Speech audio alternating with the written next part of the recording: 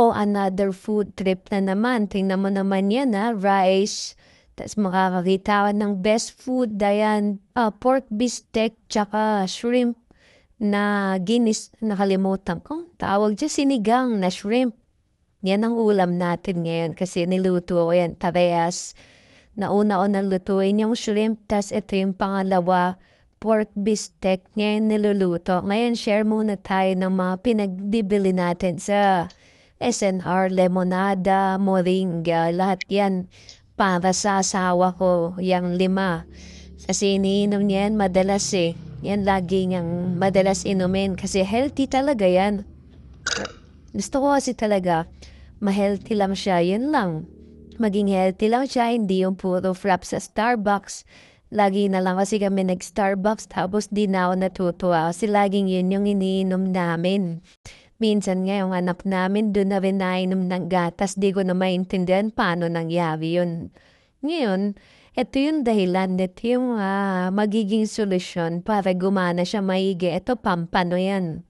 Niluto rin yan kanina, pampano. Kung kumakain kayo nun, ang sarap niya, no? Simulan na natin. Pan, nilagyan ko ng olive oil, tas nilagyan ko ng white onion. Masarap kasi white onion Tingin ko yan yung isa sa pinaka the best na na pampagisa. Kasi ang sarap niyan, no? Yan, bumalik.